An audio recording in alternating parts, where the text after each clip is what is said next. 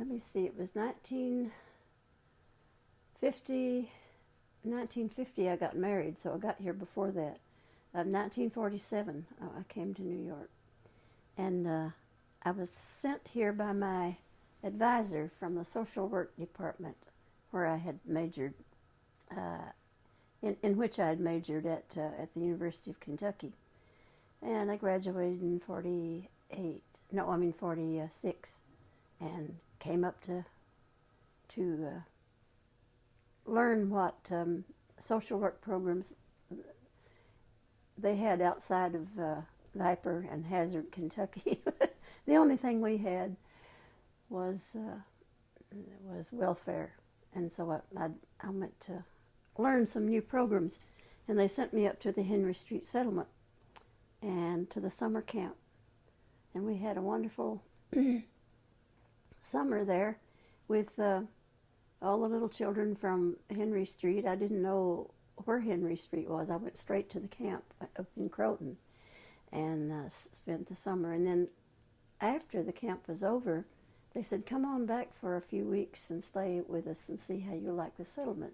So I came back to Henry Street, got used to it, and met everybody there and saw the programs the afternoon and the evening when the kids came in after school and the teenagers came in at night. And pretty soon I was teaching the Kentucky games and songs to little girls after school, and in the evening I had a teenage club named after one of the pop singers of the day. I'll think of it after a while.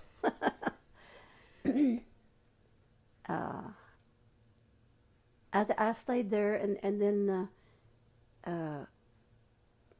Mrs. Tiffertiller, Mr. and Mrs. Tiffertiller were running the programs, and Tiffy, the man, was from Tennessee, so we got along just fine. And he said, we want you to stay for the year. So I stayed for the year. And then they said, we want you to stay for another year. So I sort of stayed around there until I finally met George, and he came down to visit a photography club in the evening. And there I was playing with the kids, playing ping pong or something, and he liked the way I looked. So then we had a square dance on Saturday night, and he came back and danced with me and said, do you want to go to Michael Herman's next week? Michael Herman was a dance teacher, like couple dancing from Europe and things. And he had a program in New York every week. And I said, oh, I'd love to do that. So the poor guy, George, kept taking me to square dances and Michael Herman's. And I learned later that he was suffering terribly because he had broken his back and crushed his ankle and everything in an accident when he was 18. And dancing was very painful for him. But I said, I guess that proves how much he loves me. So anyway, that was the early start. And then 47, 48, 49, and 50 we got married. And in 1952 we went to, we applied for a Fulbright scholarship to England, Scotland, and Ireland to look up the source of my family songs, to retrace the source of my family songs. And George went with me with a lot of photographic assignments and things. He was going to make his own way, so we were over there and stayed for 18 months. We liked it so much that we stayed extra time. We're supposed to be there for 9 months, the school year, And then when we came back, I had, being a folk singer from Kentucky in England was much more exciting and interesting to people than it was in New York. I mean, it was interesting to people in New York, but over there it was like Cecil Sharp was visiting a family or something when I went to sing on the radio. So I got on the BBC a lot, and I got on even an early television show. I think that was the time. It was David Uh, David Attenborough sent me this book recently, and it says, "For Jean, with best wishes and happy memories of the program we made together in the springtime of television." Isn't that great? That's really great. The reason it came up was that I wrote to him wondering if he would say something on my documentary, since we both kind of started together over there. And he was out of the country and no one could find him then, and so he couldn't do it. But when he got back and had my letter, he wrote, and then he sent me his book and wrote that in it. But he said that was one of the first programs I ever was allowed to do by myself. But that was in 52 or 53. I can't remember exactly just when it was. But he was a very nice man. We have pictures of it, and I sent him a picture of that that session where we were rehearsing and getting ready and all. And I was getting my dress fixed, and he was standing over in the corner and talking to someone. And all the old cameras sitting around, the early cameras, and the place was kind of half full of fog. There was a smog was coming in from the outside. It was a very foggy day. And so he had copies made and gave all those men copies of the pictures because that was their starting day too. So that was kind of a nice thing to happen after all these years. When I came back from England, then I was headquartered in England. I found out that I was kind of famous over here because people in England had told other people over here about me, and Susan Reed was very popular right then. And I ran into her one day. She said, "Oh, you're very famous in England." "Oh, am I?" But that was sort of the way that was how I really got started, I guess, was that Fulbright thing. And I was sort of pushed onto a lot of stages there because people wanted to hear the real thing, as I said. And yes, I found variants of them in all three countries. So you don't know exactly where they put up. The conclusion I came to for the most part was that say take Barbara Ellen, maybe the English, the lyric would be English, the tune would be Irish, and then another song would be completely Scottish. So I think that what happened in the Kentucky Mountains was that the songs the people would take the tune they liked and put the words they liked to it, and they sort of made their own versions that way, so that a song could be a mixture of parts from England, Scotland, and Ireland, and maybe Wales. And so it was kind of interesting. That was an interesting thing to find out, was that they didn't come over just exactly the way they were, but they got the best elements of everything got put in. So I think our songs are better than theirs. That's right. It's the best of. I see that gets us up to, well, maybe 55, 56, 57. And then I think there was the beginning of the revival may have been, the early sort of edges of the revival was starting in the late 50s. And that was when the Berkeley Festival started. And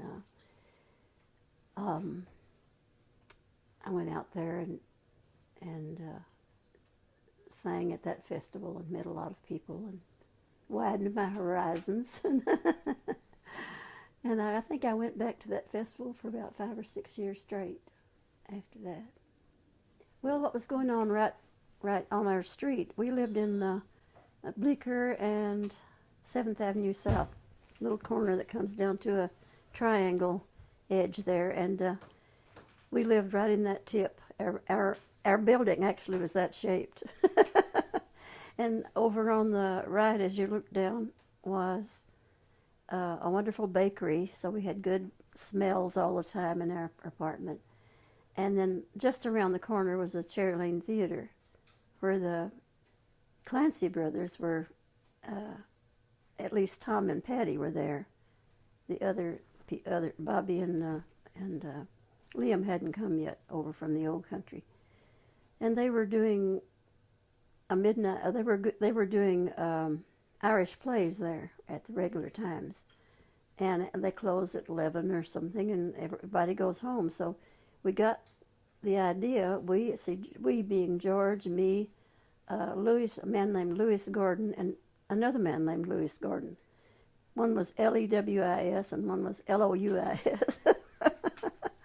And the four of us got together and went to the Clancy's and asked him if we could run concerts there at midnight, because we were all gung-ho about folk music, because I had just come back from England and we had a lot in common. We had a lot of, and Louis Louis Gordon was married to Hallie Wood, so that was another folk singer to draw in, and so we did that. We got that started, and it was called Cherry Lane Concerts or something like that. Oh, Swapping Song Fair. That's right. That was the name of it, the Swapping Song Fair, and it was very successful. People liked to have some place to go at midnight, so the people around there anyway. So they would come and they would talk about. They would listen to all the singers that we got to stop by, and we tried to have the real folk singers, not the latest pop folk singers that were beginning then. But all kinds of friends came in. Oh, that's Reverend Gary Davis, right? We had him, and we had we had every folk singer that went through New York to stop and sing for us. And I think we'd been there about 6 months or so, or a few months anyway, when it came not St. Stephen's Day, St. Patrick's Day was coming up, and we wanted to get some Irish singers. Well, Tom and Patty were producing plays, and they weren't singing. But I had heard that Patty had told me that he knew a lullaby from his mother, and Tommy had one song that he sang in pubs about Mrs. McGuire, let Mr. McGuire sit down. That was a funny song he sang in pubs, and that was the only one he knew. So we said, why don't you get together a few songs from your family or from people that you know in Ireland, and do something for us on St. Patrick's Day. And they said, oh, we couldn't do that. Nah. But they thought about it more. They thought it might be a good idea. And they did it. They didn't sing a whole program. We had to sing around them and help them get through it, because they didn't know enough songs. And that nobody believes that now. But now to hear the Clancy's tell it in their documentary, they say they started the whole thing. They started the concerts at midnight, and they started singing there and everything, and which is, everybody's memory is so different.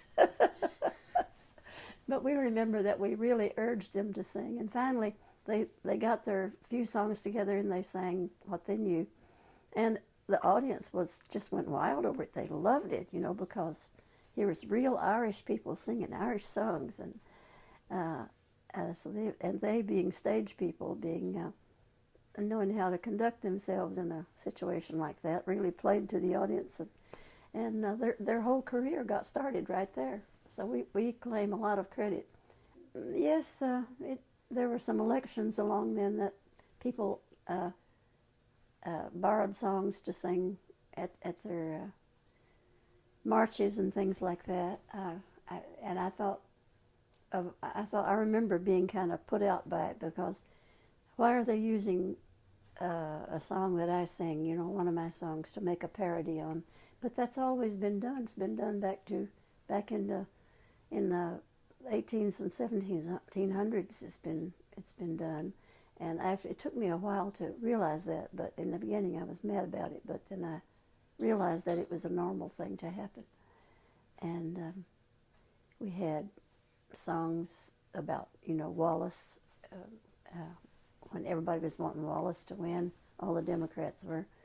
And, May Day, yes, that's another thing that that I thought they were taking over, because May Day to me meant baskets of flowers and things like that. Calling on your sweetheart and singing May Day songs. And these guys were all out marching on up and down the street and with foghorns, not foghorns, horns that you yell through. And they were talking about politics, about strikes and things like that. And that was what May Day meant in New York. And I thought, well, this is not for me. But I remember being at one march, and because I was with Henry Street, and Henry Street was just organizing at that time. And I remember Pete giving me a horn and saying, go out, say something, go out and talk to the people. I said, I can't. And he said, why can't you? I said, I don't, my voice is not, even through this horn, my voice is not loud enough to reach anybody. And I'm more, he said, all right, you're more for quiet things. He saw through it right, he saw it right away, he understood what I was saying. I couldn't deal with crowds and noise. My music is not like that. And so I got out of that pretty easy. But it's true. I really can't. I'm not a yeller. Yes, I went to where they had things on stages. Then I could go and I could sing things and more quietly that still got the point across. And so I took part in those. But I never really got blacklisted or anything. I wasn't important enough. And I wasn't really out doing that much anyway. So I always had in the back of my mind, I could see my mom at home going about her canning and her picking beans and her sitting on the porch and so on. And I was saying, if ever I do anything that makes people tell her that her daughter's out protesting and everything like that, I better not. I don't want to cause her any grief. And so that was another reason I stayed pretty quiet. But I did what I could. Yeah. Oh, well, yes, the coffee house just got started along in that time, too. The coffee house and the meeting at the Arch on Sunday and singing. That was a big thing. We lived right near there, and we'd go over there Sunday with our baby carriage after Peter was born, and stand around and hear the songs and so on. And we had got pictures of Mary Travers as a young girl singing, and Jack Elliott sitting and singing, and a lot of people that you heard from later were there in that scene. Just nobody knew them; they were just getting started. And again, I didn't sing much there because it was an outdoor place with no microphones, and I couldn't be heard. So I just stayed with the baby and listened mostly to that. But it was fun, and we had, once in a while there'd be a program at, like the small rooms in Carnegie Hall, the little recital rooms. That's where Bob Dylan's first concert was. And as George has told you, we were about the only ones there, except for a couple of girlfriends of his. And Izzy Young, who was running the concert. And my first important solo concert was at Greenwich Mews. Do you know where that is? Mm-mm. It's a church. I can't remember what the denomination of the church is, but it's down in the basement of that church. It's called Greenwich Mews. But I had my first New York solo concert there, where I was the only person, and I sang the whole program. And there's a picture of me with a big bunch of flowers outside that church. Afterwards, I was coming out. It was winter. I had a heavy coat on and a bunch of flowers, which were given to me by Alan. Alan Lomax had come to the program, and he figured that I needed boosting up, so he remembered to give me some flowers at the end. So that was another venue. And then there was Columbia were running concerts again. Alan was doing at their contemporary music festivals every year, each year, annual things. He would have a folk music night. He or someone else, I think Sidney Robertson Cowell had it the next year after first year I'd done it, and so they were bringing people. Alan brought people from a hammer dulcimer player. Nobody had ever heard that either. From the Northwest, he brought him out, and on that first one, there was Vera Hall and Hobart Smith and Texas Gladden were all there, and a lot of big names to me. So it was wonderful to be up there with them all, and singing with them. And that night, we were all in the back waiting for the thing to begin, and this little fellow came jumping into the room. He was sort of hopping and jumping all around the room. He had a guitar case, big guitar case, and his hair stuck straight up on top. And there was a lot of just microphones standing all around, dead ones waiting for use. And he ran all around the room and blew into every microphone. And I said, "Who is that crazy man?" And Ellen said, "That's Woody Guthrie." So that's my first time to meet Woody. And he was very friendly and very nice. And he wasn't on the program. He had just come to see us. He heard that there was going to be a program, so he showed up. And let's see, that was another venue. Venues, let's see, where else did we sing?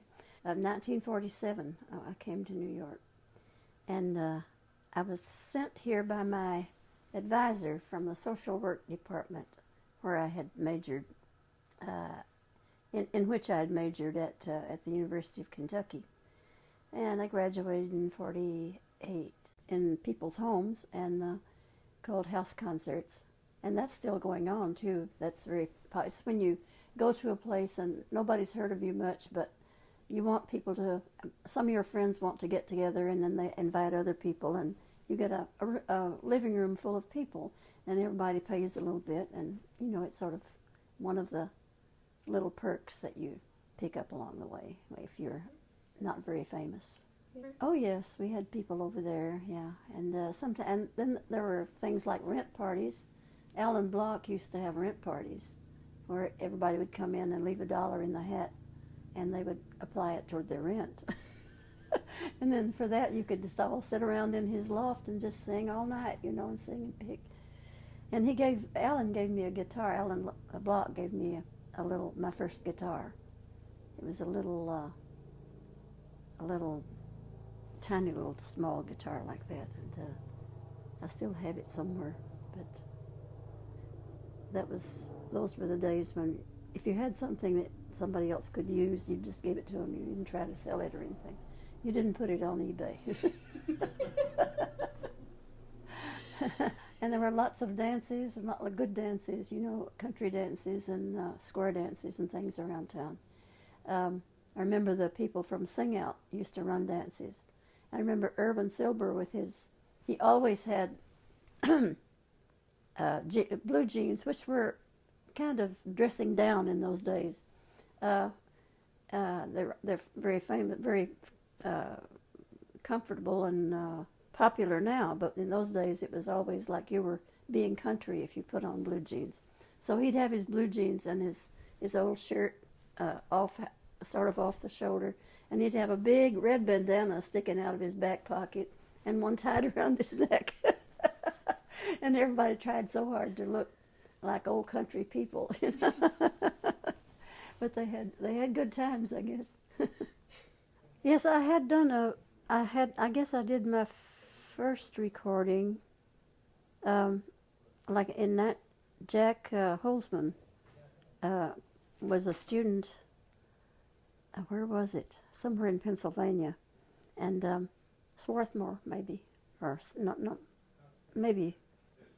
It wasn't Swarthmore, but it was a small college where they taught using great books, and I can't remember the name of it, but he and his partner Paul, somebody was started Electra, and they had recorded one record of avant-garde songs by somebody called Georgiana Bannister, and she did all these ooh ah sounds. You know, that one of the first records that ever was done there, and it didn't go. Nobody bought it, and he sold 10 copies or something like that, and he was getting discouraged. But Ed Canby, who was my friend from the Pinewoods Club and from Country Dance Society, where I met him, and he was Henry Seidel Canby's son, and his big interest was music, and folk music was mainly it, and madrigals and things like that. Well, he met me at, and I was singing on the program at one of the dances at Pinewoods, and he said, "You should make a record. Let's make a record." And so I started going to his apartment. He had an apartment in the village, all full of books and recording equipment, heavy early recording equipment. And the landlord was after him to move because all of his stuff was so heavy, all those albums and all.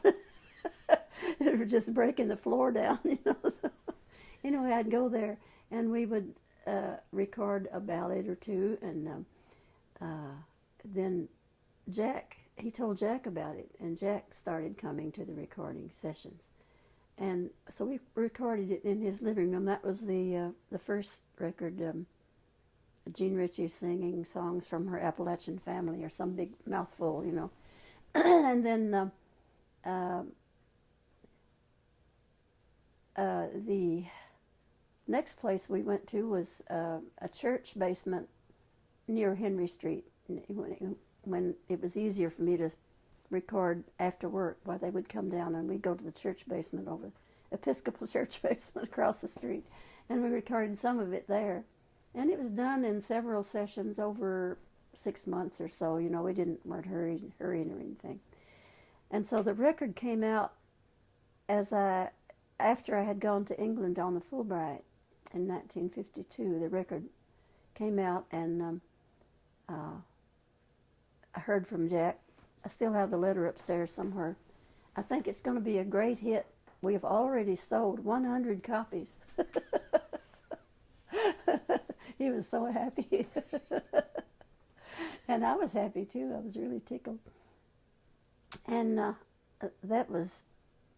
and Jack came and lived in our apartment. Jack and his friend who was helping run the company. They lived at 7 what was it? 7th Avenue, 88 7th Avenue South was my address.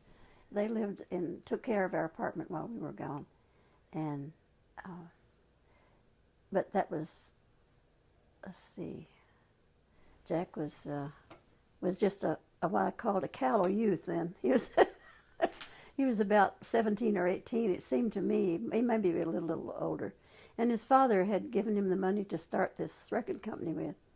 So my record was actually the first record after Georgiana Bannister. It was the first folk record, and he went on with folk music then for a long time. He did a Frank Warner and Cynthia Gooding, and did he do the Clancys? No, he didn't do the Clancys. No, he didn't do the Clancys. They weren't really enough started yet. Ratskin, Jean and Francesca, yeah. Jean and Francesca. And He did Oscar lots of Oscar. Brand, and yeah, lots of people. Theo did Theo Bickel. And so he had a long run with folk music after that, but I was the first. And so Then he met I the always Doors. tell everybody I started Electra Records. And the record has just now come out again. You know about that, don't you? Yeah. Yeah. The first two records and the first Warner Brothers record are all put together in a little package. Well, the next recording I did was in where is it? Is it Apple? Or is that the name of the studio? The one in England where the Beatles Which? recorded? Yeah. But I was there before them. I recorded in their Yeah, studio. it's the Abbey Street. Abbey Street, yeah. Abbey Road. Abbey Road, rather. Yeah. Abbey Road, yeah. Yeah. Apple was the name of So something you else. did two Apple was their label. Yeah. Abbey Road was the Yeah. studio. And I didn't meet them,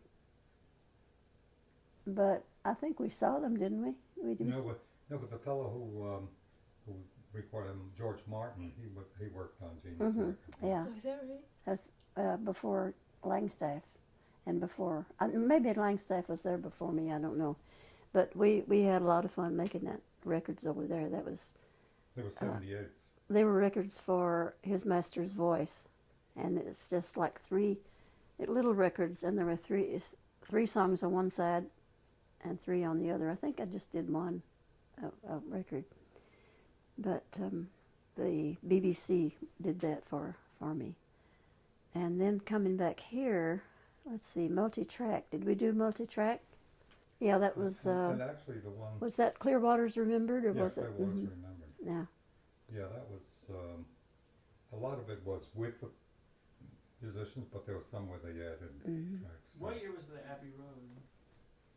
that was 52. 52? Mm-hmm. 52, 3.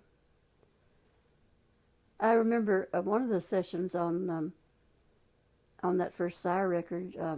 We had a lot of people working with us, and I believe it was David Bromberg that came in and said, "Could I play on your record?"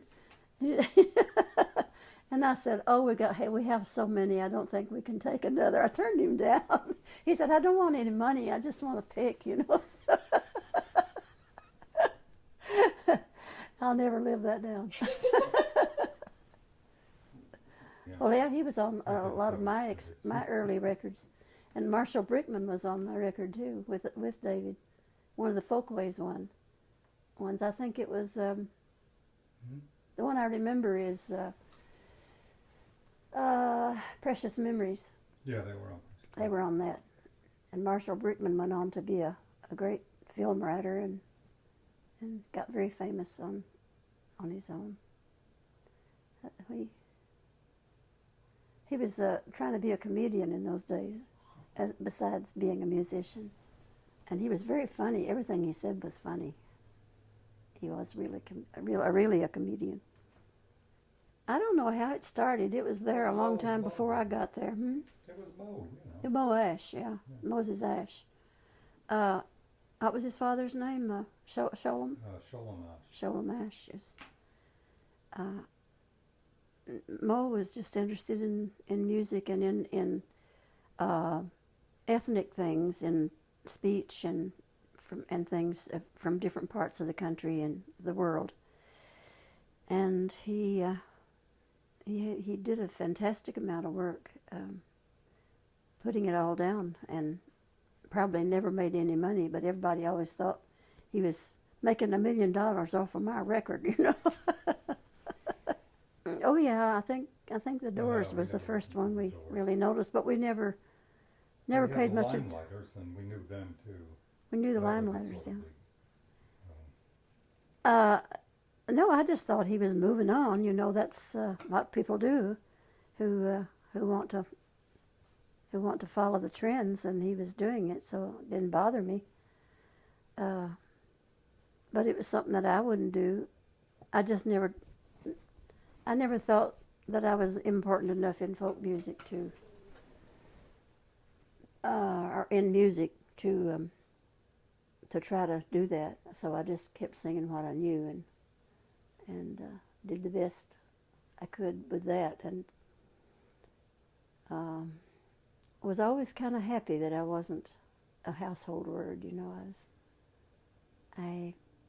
I liked the idea that I could just walk around with my kids in the grocery store and nobody knew me, and nobody was trying to get a piece of my dress as I was going by. It really made some people's life miserable, I think, but they probably loved it.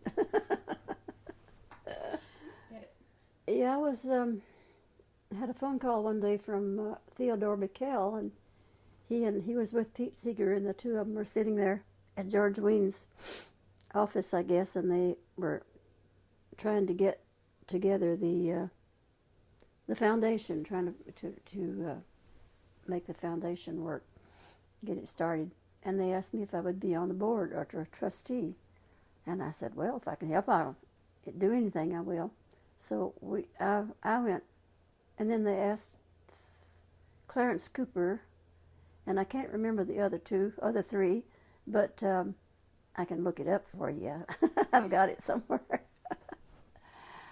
7 of us at first were on the board, but that was when they started the foundation. Now they had the folk festival a few years before that. I think the foundation was started in 1963, and the first festival was 1959. It was a commercial festival run by George Wein and his group, and they had been running the jazz festival, I guess, for a year or two, and they thought, why not do something with folk since it was getting popular. And this was 59, and that was the year that Joan Baez came with Bob Gibson, and he got her on stage to sing, and that was the beginning of her career.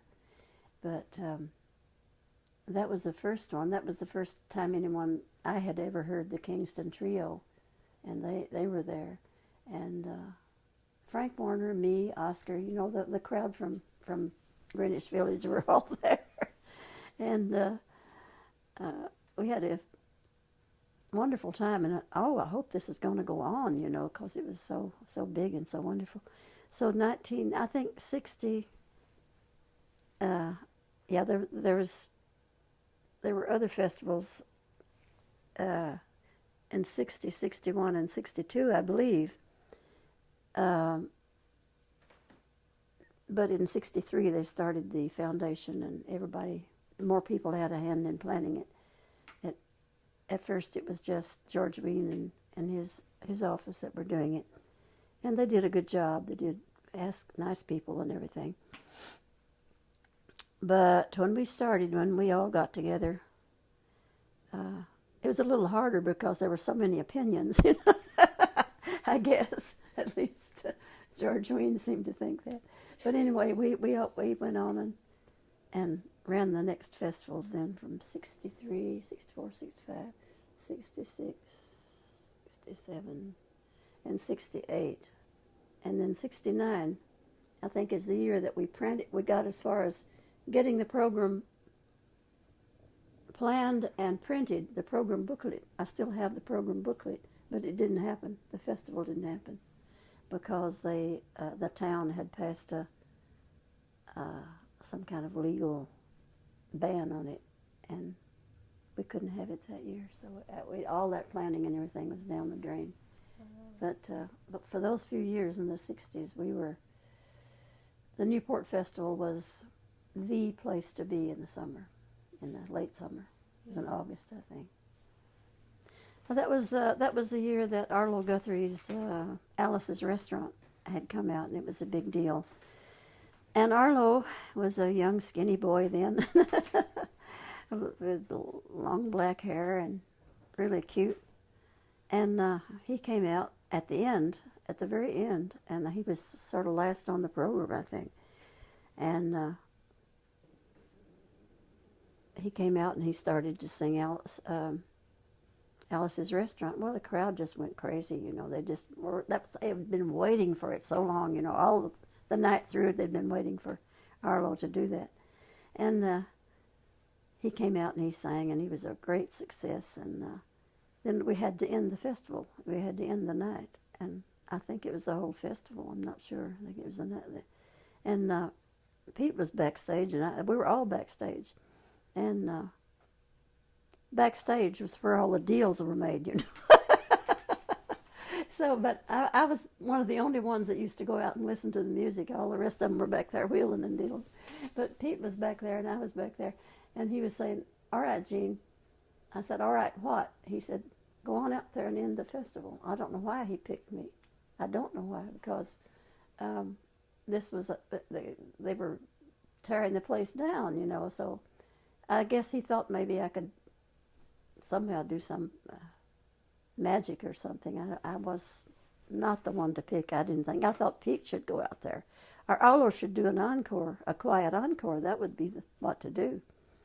But Pete just sort of shoved me out there. He said, push, go on, What'll I do? What'll I do? I walked up to the microphone. I didn't know what in the world to do. So it came into my mind that would be what to do. So I started singing in the old style, the Amazing Grace.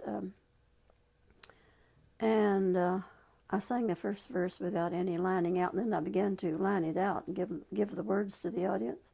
And they got so quiet, but halfway through the first verse, they were all listening and kind of singing along, so. And then it sort of dawned on them that this was the end of the evening, and they had to behave themselves. That song really worked a magic there. I'm so glad I thought of it. But then I lined out the other verses, and that's the audience did it. And then after that, they all got up quietly, put their chairs away, and and went home very, very sweetly. And I got a lot of compliments from the others because they didn't know what they said I wouldn't have known what to do. So, but after that, I noticed that a lot of people started singing the song that way and using it in that way. Judy Collins, Arlo, sings it that way now, and he's in my documentary. Arlo speaks and says that's the first time he ever heard it sung that way, and that he was glad that he heard it because now he uses it that way too. So I did something, I guess, in my life. I taught a lot of people Amazing Grace. It's a wonderful song because it doesn't hurt it. It doesn't bother anyone's religion. It doesn't talk about Jesus. Doesn't talk about God. It just talks about grace, and which is a good thing to have in any religion.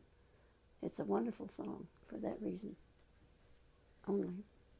I'm trying to think. I'd have to look in my program books. He might have been there the year before. I'm sure he must have, because that he'd been around for several years in the village, singing and everything. And I guess, was it 65? Yeah, well, the thing was that nobody knew he was going to do it except him. Except him and the people who were playing with him. They hadn't mentioned it to anyone, and we were all sitting there, and he sang 2 or 3 songs, I believe, of the ones that people expected him to sing. Times They're a Changin', or something like that. And then he started this electric thing, and he with all kinds of loud sounds and drums and all kinds of things like that. And it just shocked everybody. They all went, "Oh!" Everybody was gasping. But of course, his fans in the audience, but anything he did, they liked him so much that anything he did they thought was the voice of God. So they were all happy out there and accepting it and everything. But backstage, I don't know, there weren't many people backstage right then. They'd all gone out to hear him, I guess. And Pete was there, and I was there. And Pete was running all around looking at the ground. And I said, "What's the matter? What are you doing?" He said, "I'm looking for a rock." So I said, "What for?" He said, "To throw through that whatever it is out there, that machine that he's using." He said, "I want to break it." He was really, tears were streaming down his face. He was so, because Bob was kind of somebody he sort of regarded as a son in the music, as his son, and he just thought that this was a big betrayal of the music that he would do that. And everybody got over it after that, but it was a hard moment for Pete and for a lot of us. Well, I didn't pay any attention to what he was putting on the stage. I guess people in the audience saw it, but I didn't, because I was in back behind the curtains. Probably some people did, yes, and had an inkling, but I didn't. And I don't think Pete did either, because he was very surprised and displeased, let's say. I mean, He was just sort of one of the crowd around there. You sit at tables together and talk and listen to the music. And I think Gertie's, he came to Gertie's a few times, Folk City, and I was there a lot because Mike Porco used to have me every few months. He'd want me to come in. I went in to Gertie's the night that, or the week, rather, I guess he stayed a few nights, that Doc Watson did his first solo gig there. And Ralph Rensler was the reason for that. He came and asked me if I'd do it, because he said Doc's a little nervous because he's not with the band anymore and he has to do everything by himself. And I think nowadays, if Doc was nervous, if Doc was nervous, the world is coming to an end, you know, because he is so good, and so people love him so much. But, you know, Clarence Ashley never gave him any he gave him one song for every evening that he played with him. He gave him one solo song. He was afraid to give him any more, because Doc was just so good that Clarence was sure that he would steal the show if he let him do any more. That's what I think, anyway. And I was with them in the Ash Grove out in California. I did the half of the program. They did the other half. And then we sang some together at the end. But always Doc just had one song. And so I was really happy to be playing there in Gertie's with him when he did that. And I played with a lot of people, some blues musicians, and some were completely different kind of music than the kind that I played. But it all went over. Everybody seemed to like everything that was going on. They just liked being there. You know, Gertie's Folk City was a nice place. There was another place that was the place to be. And I remember Bob Dylan walking through there after he'd signed with Al Grossman. And I was doing a little, for Sire, I was doing a little radio show at, where is it, at one of the churches. The Riverside Church. You know, that had that program that's out there, which one is it? WFD, huh? WBAI? No, not WBAI. It's had an M in it. Well, they still have it. It's still going on, but it's out of Riverside Church. And so I was doing my little weekly show there, and so I ran into Bob in Folk City one night, and I asked him, "Oh, will you do something on my show? You know, because I've got this little show, and I'd like to have you sing on it."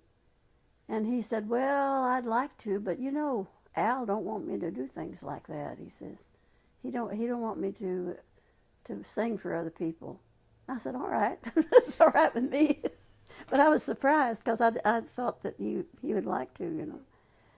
And I think that's when Al was had big plans for him, and he knew how famous he was going to be and how good he was and all. So,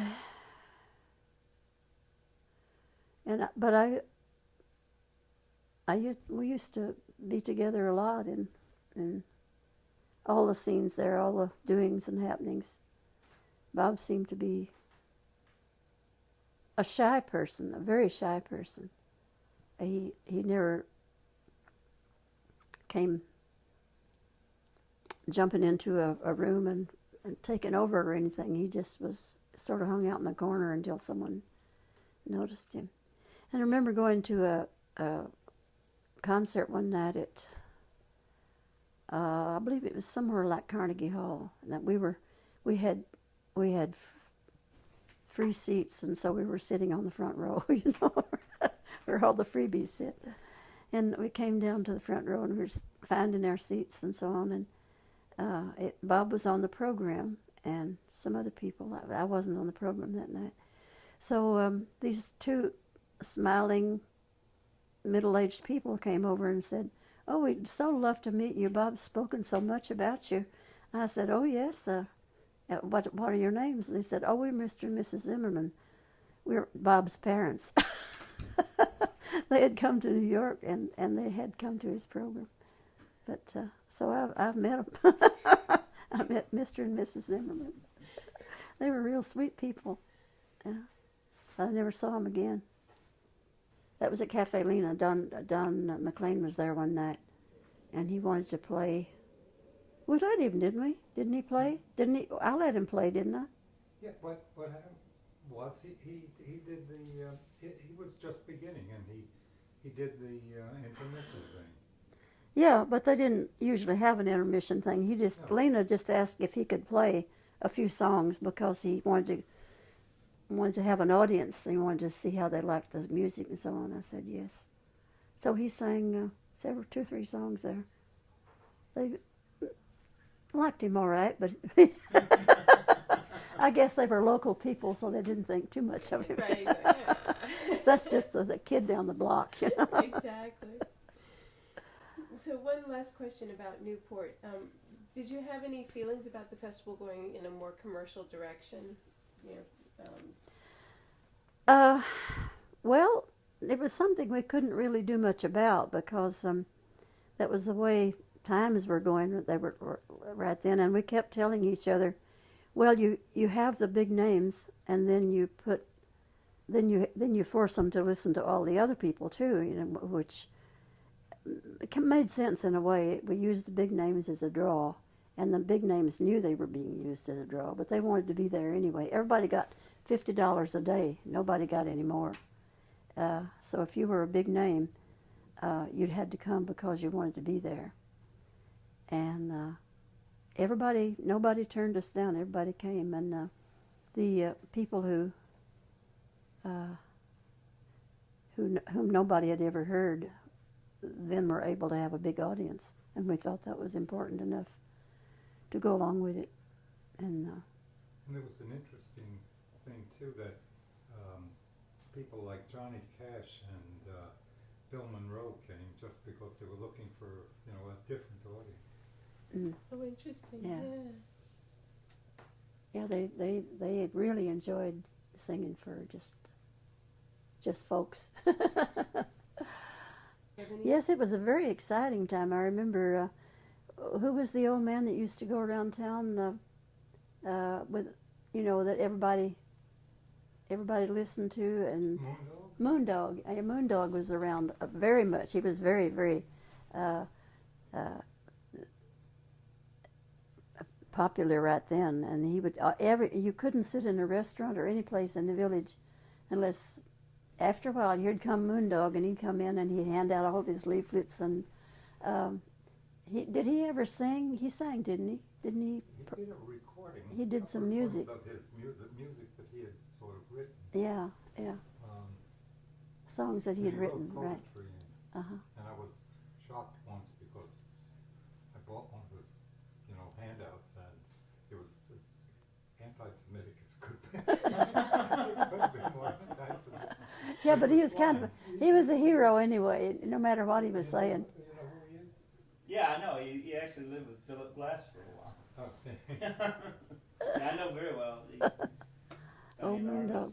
Diane Artis photographed him. Yeah, He used Diane to stay Artis. on the corner there at 40th Street and 6th Avenue, Mhm. and my balcony looked right down. Oh my God. Yeah, I've seen photographs of him. I didn't meet any of the poets that are famous or anything like that. I just people are always declaiming on the corners about something or other. Sometimes they were preaching, and sometimes they were saying poetry. Sometimes they were doing other things, but making some other sort of political speech or something. But it was everybody considered the village their platform in those days. They could just get up on anything that got them above the heads of the people, and they had an audience. there was people selling things. I guess they're still doing that.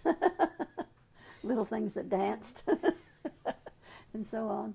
There were people, we'd go to Chumley's thinking we had a secret place that nobody knew and that all of our friends would be there. And or some of them anyway.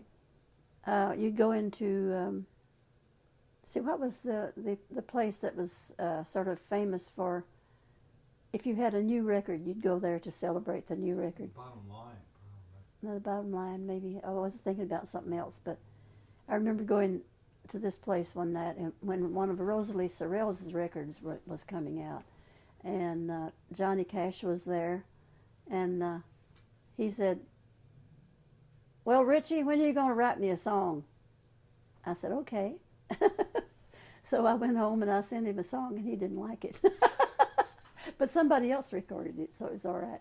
I think it was My Dear Companion. But then And- he recorded another one. No, he it recorded- was Too he- Many Shadows. Oh, Too Many Shadows, yeah. Didn't he record Old 97? No, he recorded the L and then Don't Stop Yeah, Here yeah, Anymore. right. He was, no, his wife, June, was the first one in country, I think, to record that. And then Johnny recorded it. And a lot of people after that did it, but he was sort of, was one of the ones that encouraged me to write, because he thought that my Black Waters was good, but it wasn't for him, you know. So he was looking around for something else. And I was in Gertie's one night, and I think I was in the audience that night, and somebody brought this girl with a gingham dress and ruffles and long hair, and she was about 17. I said, "Jean, this young lady wants to be a folk singer, but I want her to meet you." I can't remember who was with her, but it was Emmylou Harris. And so you're always running into people that later on you thought, "Oh, There was that's another, who that was." there was another one who used to come and sit there at Gertie's Folk City every night, no matter who, like if Gene was there or if anybody else was, he was always sitting there. It was Jose Feliciano. Oh, Yeah, he was a regular there. He was always there.